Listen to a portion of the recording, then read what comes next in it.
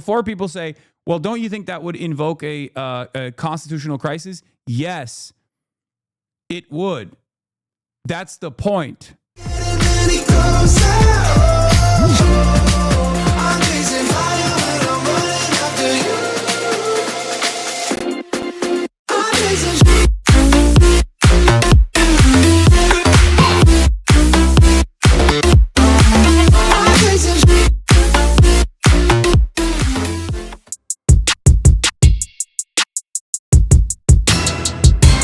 In any case, let's get back to the situation on hand. So they did these like dueling protests, if you can even call it that. I mean, this was the amount of people that this was able to bring together. But on the other side, we have the Department of Justice also once again doing the thing under Trump's regime. In spite of the lackluster reaction from Minnesota's governor Tim Walz and Minneapolis's mayor, Jacob Frey, the government is still coming after them for obstruction charges. Let's go, baby. On our Saturday I gotta session. pee. All that and so much more is just ahead.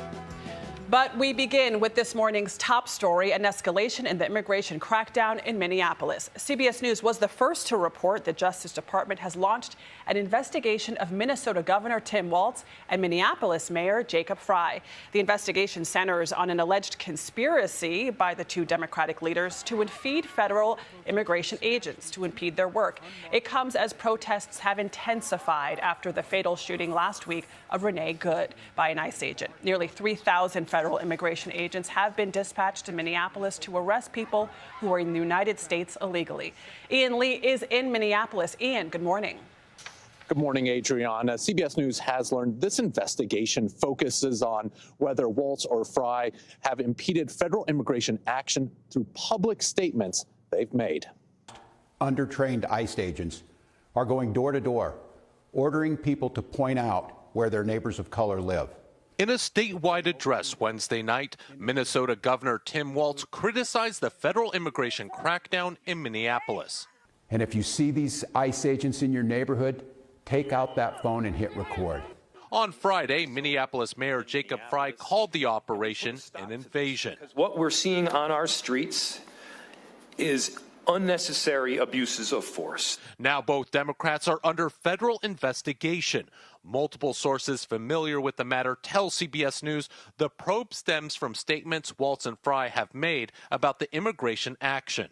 In response, both men took to social media, with Walz posting, "Weaponizing the justice system against your opponent is an authoritarian tactic," and Frey writing, "I will not be." God, they're such bro. I swear to God. I mean, I don't even know what you do in this situation, but it's just like,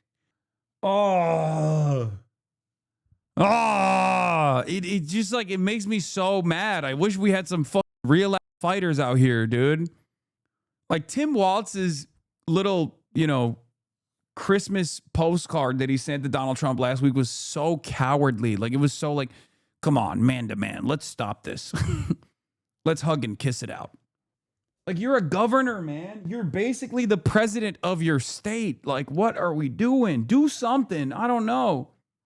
Also, yeah, I love when people go, don't say these guys are Nazis. When bovine Greg Bovino at 5'4" is always LARPing as a Nazi. Like, he loves looking like a Nazi commander, okay? It's just, everything sucks. Everything sucks so bad. Intimidated. Deputy Attorney General Todd Blanche appeared to hint at the investigation. My mom hasn't understood for years why I say the Dems aren't doing shit. Tim Walz's response made her finally understand what I've been saying. Yo, not even trying to put you on the spot, but what would you do? I would up. I would 100% try to deploy the National Guard, okay? I would deploy the National Guard to protect the citizens of Minnesota and specifically Minneapolis. And I would direct law enforcement at the state level especially, or even law enforcement at the local level, to make ICE agents' lives a living hell, because they're consistently violating the laws, right? They're violating traffic laws. They're harassing local businesses and shit like that.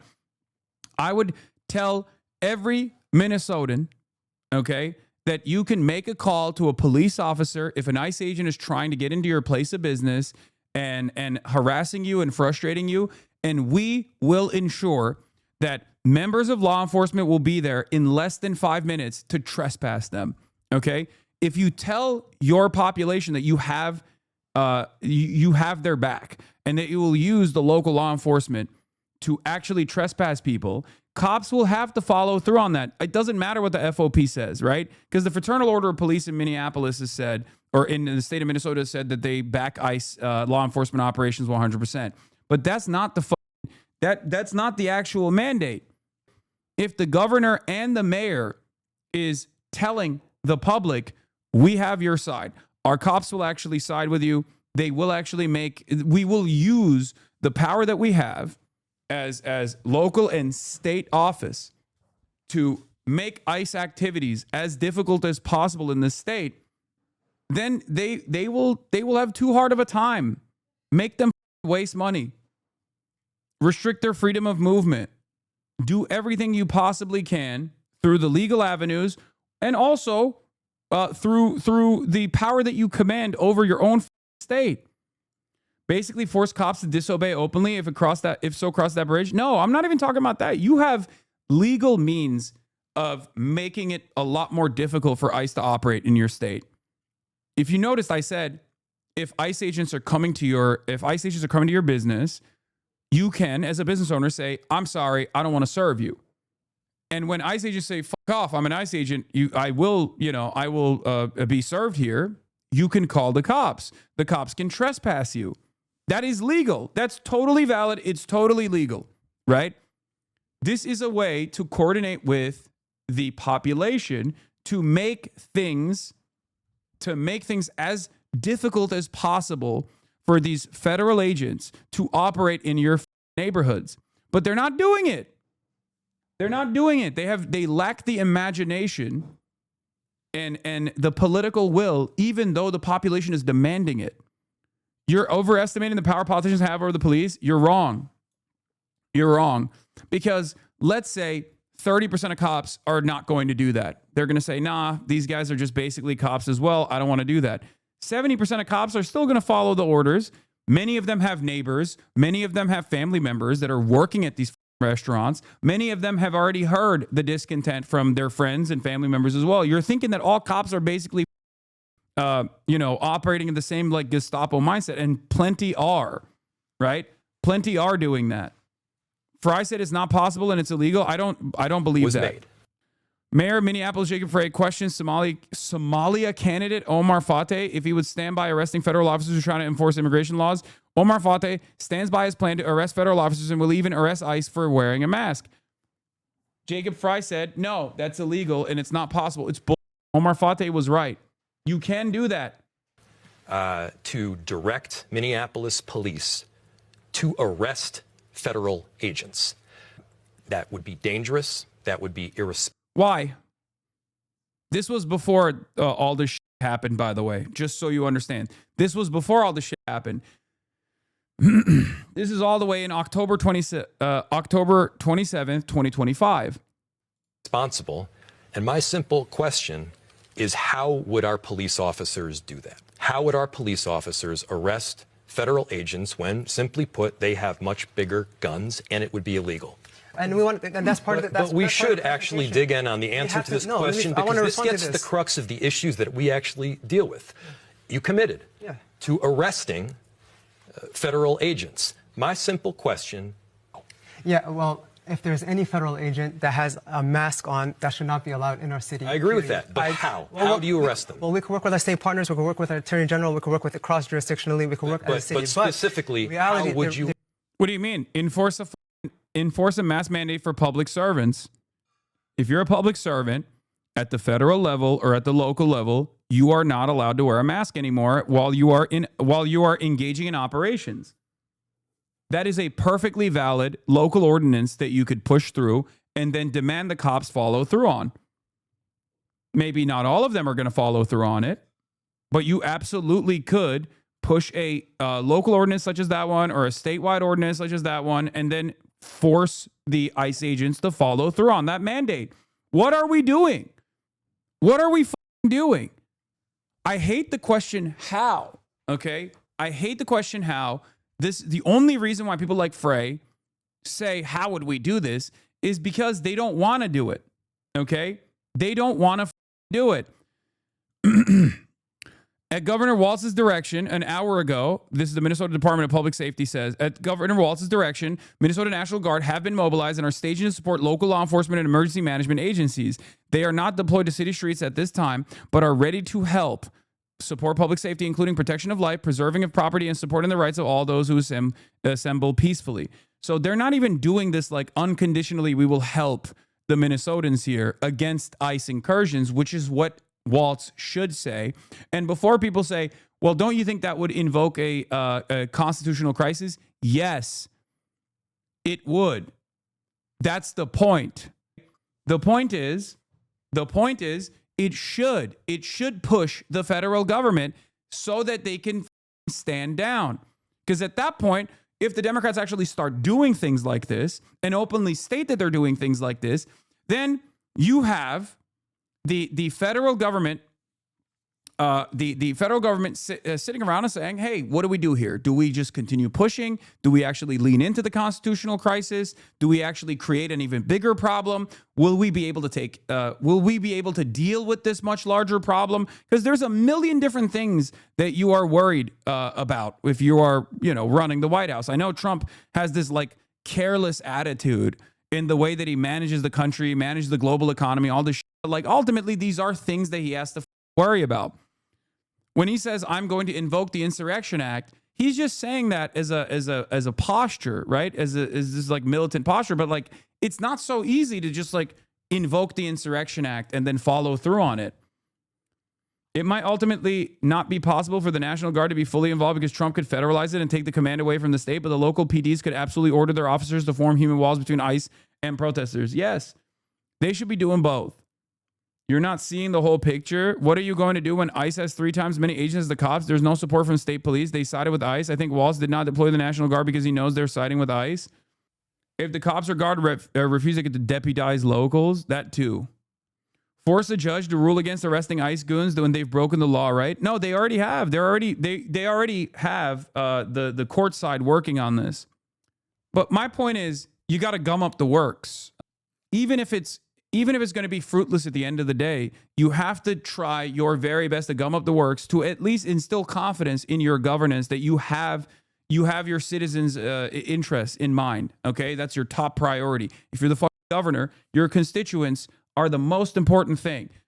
The people of Minnesota are your highest priority. The protection of the people of Minnesota are the highest priority, even if it's the federal government trying to duke it out with them. Even if it's the federal government trying to wage war on them, you have to defend those people. And if you don't do anything, and if you stand idly by and allow the federal government to roll over and do whatever the they want, okay, and you just expect the people to defend themselves alone, that kind of decentralized movement eventually is going to lead to more chaos. When people realize that there's no one out there that will defend them, they will take matters into their own hands. And I've said this over and over again. I worry about that reality. And that reality is here already because our politicians have left us behind. They are too cowardly to do anything. Earlier this week with a post saying, Walz and Fry, I'm focused on stopping you from your terrorism by whatever means necessary. This is not a threat. It's a promise. Open presents, thank you for the 100 gifted subs. Protests have increasingly turned violent since the killing of Renee Good by an ICE agent. When the fuck have the people been the priority in the states or Western countries in general? I know, okay, it's not. The National Guard has never gassed U.S. citizens, you delusional clown. The National Guard has literally killed U.S. citizens. So I don't know what the fuck you're talking about. Like shot them and killed them. Earlier this month, law enforcement breaking up crowds with tear gas and pepper balls, putting some Minnesota residents on edge. People refusing to come out the house. The chairman of Minnesota's Republican Party, Alex Plekish, is criticizing Walz and Fry's handling of the situation. In the past, where the governor or the mayor have said that they support law enforcement in the performance of their duties, but they don't seem to be enforcing law enforcement when the feds come in and do it. I think it's ironic and hypocritical. But he's also concerned about reports American citizens have been rounded up by ICE. I feel for the people that feel fearful that are legitimate citizens. That's not right. If they have fears like that and they're legitimate, they're here legitimately, they shouldn't be made to fear. But if they're feeling that, then we should do something about that. Yeah? Like what? The fuck do you mean? Last night, a federal judge issued. Oh, well, their fears are legitimate, don't you know? The fears are legitimate, don't you know? And if they have the fears, then they should be feeling the fears, but they shouldn't be feeling the fears, don't you know? F off, dude.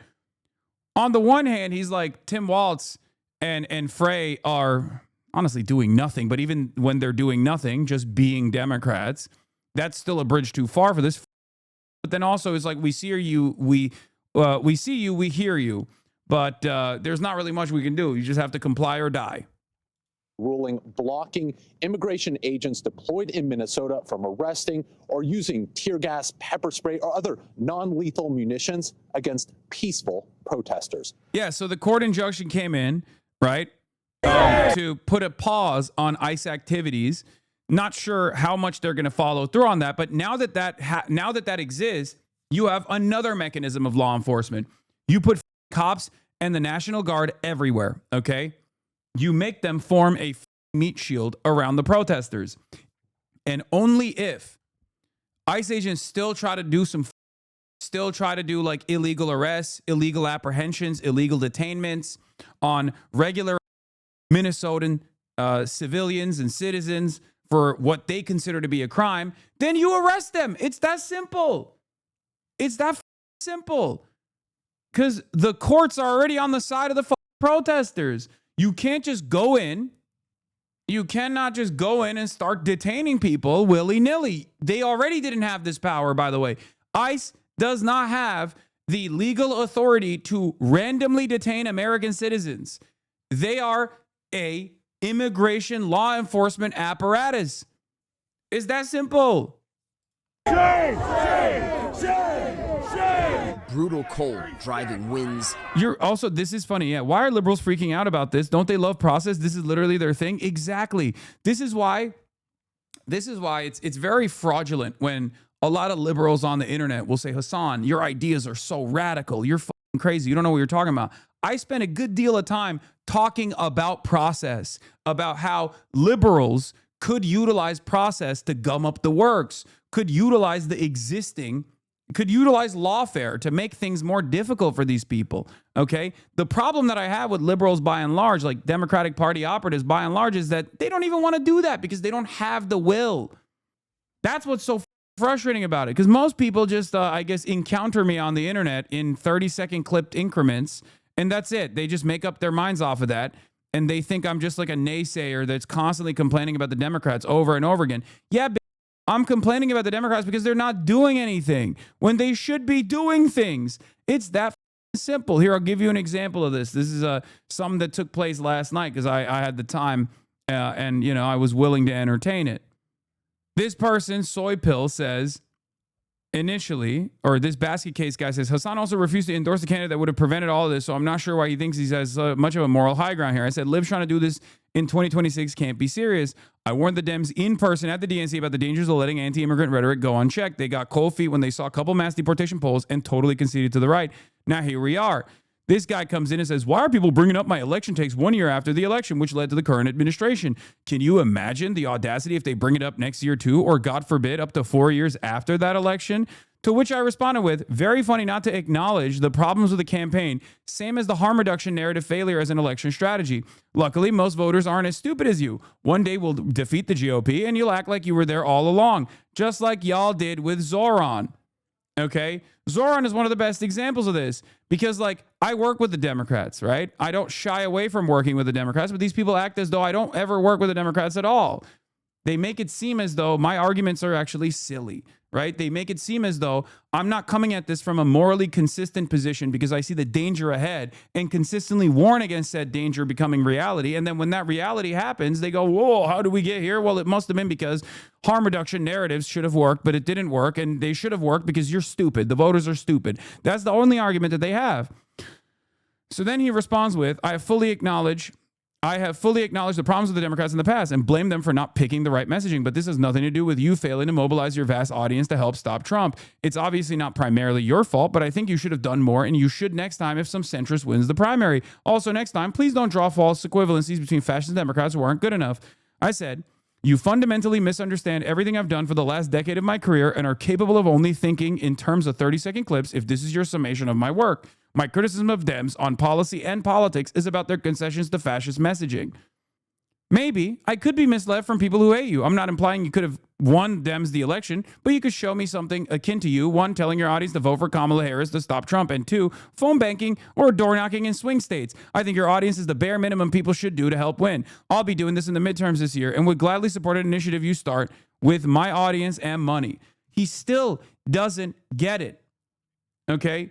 It's always just do more, forehead, because, and I experienced this, it's never enough. It's never enough for these guys, okay? It's just shut the up and vote for the Democrats. It's never, don't ever offer any valid and viable criticism as to why the Democrats are probably going to lose the election once again, because if they do, then it's your fault. It's never the campaign's fault. It's never the campaign's fault. This is what's so frustrating about this argument. This guy is basically doing holy Reddit brain rot. Yeah, he's doing the vote blue no matter who, and it's not even an election right now. It's blue MAGA arguments over and over again. Why are you defending the mediocrity of the Democrats that have constantly lost elections to the Republicans over and over again? I don't understand it. I don't understand why you reflexively defend the Democrats no matter what. It is very frustrating because that reflexive defense of the party is precisely the reason why the party can put forward bad candidacies and bad campaigns in general over and over and over again and then lose to the fascists. And then when they lose to the fascists, they turn around and go, you know what? The people didn't actually vote hard enough. It was always the people that was at fault. Your job, you got billions of dollars. Your job is to make sure that the people think you're a better choice. You failed on that. You failed on that for a litany of different issues. Mamdani is actually smart, so there's 0% chance that Hasan doesn't turn on him. That's awesome. I mean, Hutch is professionally wrong all the time, even though he does it for free. So it's even more pathetic. The reason why I'm bringing this up over and over again is because these guys literally have to create fan fiction with the Democrats that I do work with, right? People that I have actively tried to get elected. They still, it's never enough. And I'll give you the best example of why this is never enough. 2016, I was a major Bernie booster, okay? Big time Bernie bro, right? And then when Hillary Clinton won, I sucked it the fuck up and I said, you got to go out and you got to vote for Hillary Clinton because Donald Trump presents a tremendous problem for the American future, right? And I was right. These guys still yelled at the Bernie bros, though, including myself, because they moved the goalposts and they said Bernie presented too strong of an opposition in the primaries that ruined Hillary Clinton's brand. Then they said, you didn't fight hard enough for Hillary Clinton, even though Bernie Sanders did more for Hillary Clinton than Hillary Clinton did for herself. It blows my mind. It blows my mind. Was Hutch even pro-Zoran? No, none of these were pro-Zoran until Zoran actually reached a level of popularity that made it so that it was obvious that he was going to win. These people also don't return the favor. See how they reacted by propping up Cuomo against Mamdani? Exactly. Here I am on August 7th, 2024, talking about the flaws in the Democratic Party's messaging around the issue of immigration. Okay? Explain this part to me, though, because Kamala touted that right-wing immigration bill in Atlanta last week, too. Like, why is it that that seems to be the point that both parties can agree on? I mean, the stuff with the deportation, it's a bit crazy. A bit crazy. I mean, it's very. Best thing Hasan can do to help Mamdani execute on his agenda is stay the fuck away from him, lol. It appears it didn't really affect him negatively in any way, but go off, King. Yeah. No, thanks, Hutch. No, you were there all along, buddy. You're right. Hutch was about Mamdani's favorability numbers in August. No cheating. Don't look it up. If you guys had to guess what Mamdani's public approval ratings are nationally in the state of New York, not New York City specifically, where do you think he lands? Professionally wrong. Professionally wrong. Don't listen to these. I mean, I'm not even I don't even need to say this because no one actually listens to these, right? Yeah, it all stems back to this clip. Your words, not mine. When I'm talking about Kamala Harris's policies on Israel, which is identical on the issue of Israel, is identical to the Trump administration. It was a part of the reason why she lost. I honestly didn't know that Zoran was part of Uncommitted. That slightly complicates things. Personally, would still adhere to the principle, but I get why folks are salty about it on the spot. You just shaded Mamdani for condemning Hamas, you dumb bitch law. He also boosted Mamdani when he was polling single digits while you were crying months later that he was part of the Uncommitted movement. I can have reasonable disagreements with people that I communicate with and correspond with on a daily basis privately and even sometimes publicly, okay? It's a normal and healthy attitude to have towards your representatives and towards the politicians that are supposed to represent your interests. I know this is a foreign concept for you because you only have one speed, which is just eating the dick of the Democratic Party over and over again, even when they actually steer this country into a devastating direction by consistently losing to the Republicans over and over again, no matter how bad they are. But it's fine. It's fine to have some disagreements with your politicians, even if you know them personally. Why does Hutch hate you so much if you talk to him? He eats Destiny's on a daily basis, and Destiny's only driving motivator is how much he despises me. So even if he actually has an interest in like on the Republicans, which he does, Destiny to his credit still despises Donald Trump and maybe even most of the Republican Party as well, and Elon Musk too. He still hates me more than all of those other people combined. So that's why they don't have any sort of like decipherable real political opinions, or it comes across like they have no real consistent position on anything other than Hasan. Hasan is the biggest issue. Destiny has quite literally said that I'm worse than Adolf Hitler for American politics, that he would rather vote for Adolf Hitler over voting for me.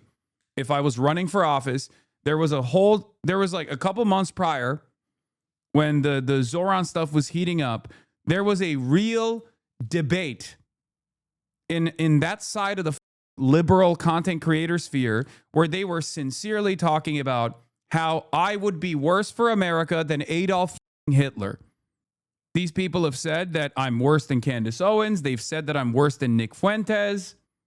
You only arrive at that unserious position if you are utterly devoid of serious analysis, and the only thing that guides you never got the LSF boost because he's too boring for Redditors, Sag. Yeah, you only arrive at that position sincerely if you're just a insane person who is motivated purely by spite.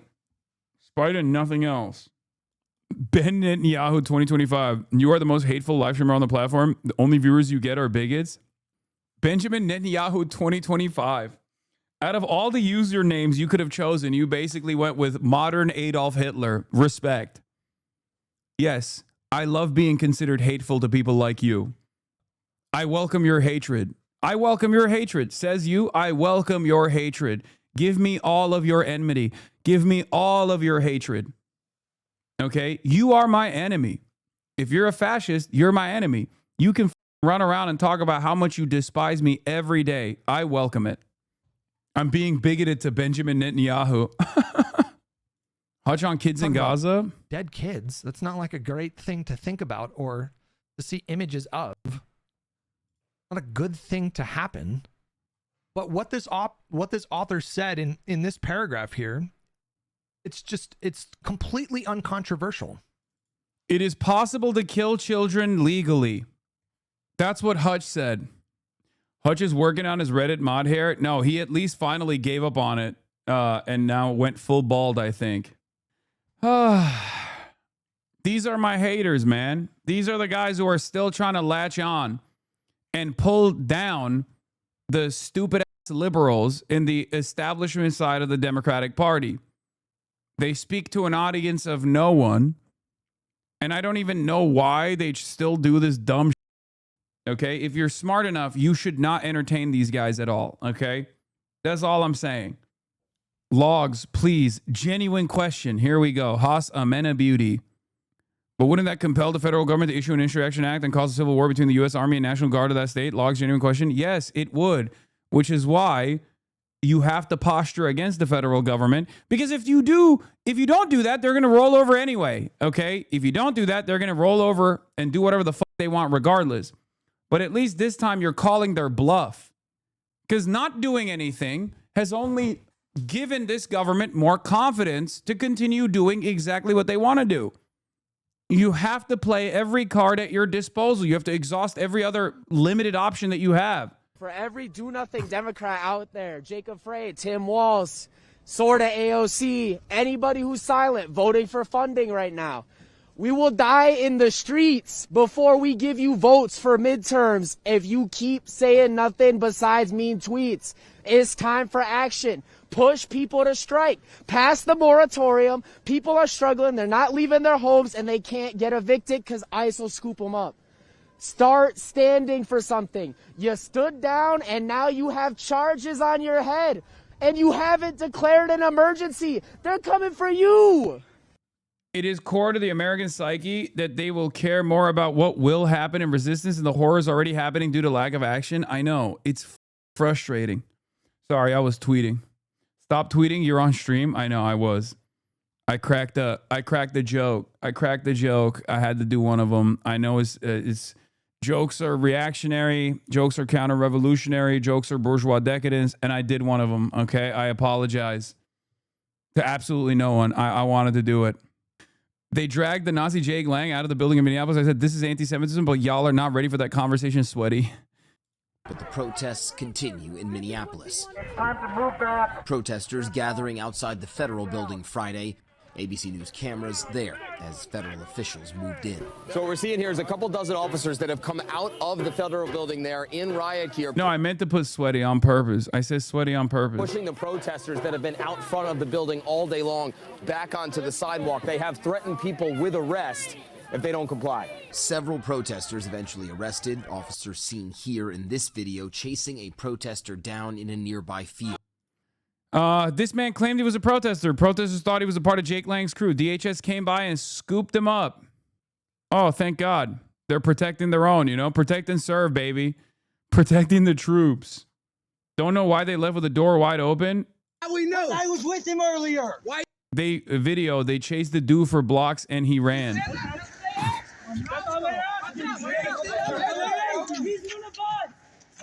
of us. He's one of us. Okay, good. I'm one of them. You know what I do? Is he? He's one of us. I don't know. How we know? I was with him earlier. Why he get ran out earlier? I don't know, but he's one of us. I'm with them. Okay. Trust me. He's been here this entire. He's been with us the whole time. For the past hour. All right, man.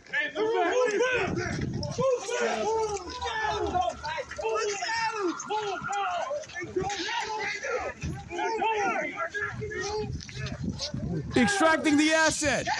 We've tactically ascertained an asset, and we're extracting him. Are you black in your eyes? He's black. Oh my God. Ain't no way. So he was a plant and the feds took him out. Because if he was actually a protester, like legit protester, the Department of Homeland Security would have been beating his ass, right? Also, they wouldn't have actually come in to beat his ass. If he was an actual protester and other people were like pushing him out of the crowd. And he just strolled into that Nazi van. Look at that. No handcuffs, no zip ties. That nigga black. Are you black in your eyes, pussy? He's black. What happened? That's a black ice age. You ain't waiting to see your papers. They did exfil, dude. Oh my God.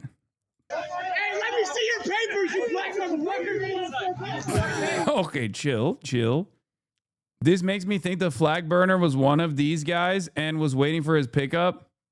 Like if he's a protester and there's like a squabble, right? There's like a little fight amongst the protesters. DHS is not going to come in and do an exfiltration, right? Yeah, it's a black person saying it. Don't chill. Okay, I don't know. I don't check the Fed shoes. I mean, there's a lot of people that are wearing Fed shoes in Minnesota. Everyone's going to be wearing boots. But I think the real indication that this man who claimed he was a protester and it turns out he wasn't is the fact that the Department of Homeland Security came in with their Gestapo goons and exfiltrated him. So, where are we supposed to go? And as ICE continues to expand what they call Operation Metro Surge, multiple sources tell ABC News Mayor Jacob Fry and Governor Tim Walz now under federal investigation for obstructing law enforcement activity. Walz responding, saying weaponizing the justice system and threatening political opponents is a dangerous authoritarian tactic. The only person not being investigated for the shooting of Renee Good is the federal agent who shot her. And this morning, new information about the shooting of Renee Good. The first emergency calls coming at 9:38 a.m. One telling dispatchers, there's 15 ICE agents and they shot her, because she wouldn't open her car door. Can I go check a pulse? No! Back up! Now! I'm a physician! Hey, listen, we understand. We got EMS coming.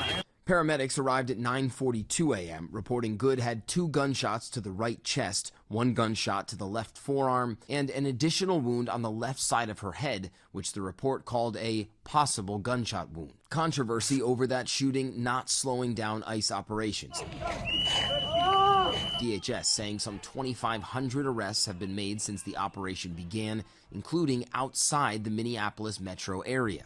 Multiple witnesses tell ABC News federal agents ate lunch in a Mexican restaurant in Wilmar, nearly 100 miles outside Minneapolis Thursday, then followed the staff after closing time. This video obtained by ABC News showing officers arresting 3 of them. Now, President Trump had threatened to use the Insurrection Act, which would have allowed him to deploy the U.S. military to the streets here in Minneapolis, but he has walked that back since then, saying, at least for now, Rhiannon, he does not think it's necessary. All right, Matt Rivers there for us in Minneapolis. Thank you.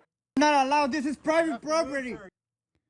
CBP agent tells U.S. citizen to show him his paperwork because of his accent. This one is doing numbers on TikTok already. Why are you asking me for my paperwork? Because of your accent. You have an accent too. I'm sorry, it's disgusting, but you can't. Really, bro? Says you. You said you have an accent. What are you doing? What are you doing? You are literally doing a bodies and spaces in this moment. You know that you can have an accent and not be undocumented. What is wrong with you? Where were you born, sir? Where were you born at? Put your hands behind your back. Ramon Monero was detained by U.S. Border Patrol agents outside his home in a Minneapolis suburb after an agent questioned whether he was a citizen because of his accent. I'm from this country.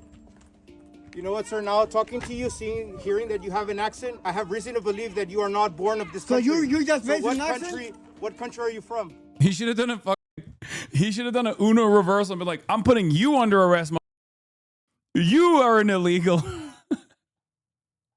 The other ICE agents, they go, wait a minute, he's right.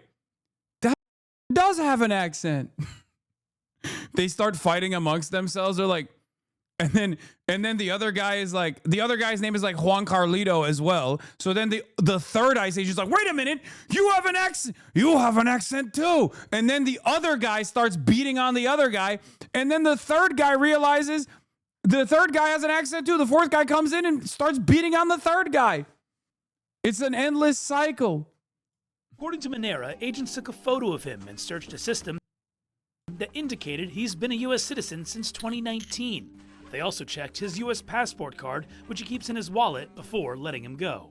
Monero, who was born in Mexico and obtained a U.S. passport in 2021, was detained in front of his 5-year-old daughter. Well, she was shaking when I got in the home, and she's like, are you okay? That we're going to take you? I don't want to lose you. And I'm like, you're not going to lose me. Even though I'm a citizen, I'm still feel afraid because they don't care if you're a citizen or not. And especially because I know I have a really strong accent speaking English. I know I can be a target because that's who are they targeting just because our appearance and because of our accent. CNN has contacted the Department of Homeland Security for comment on the incident and to ask if agents are allowed to temporarily detain people on the street with accents. Why are you asking me for my paperwork?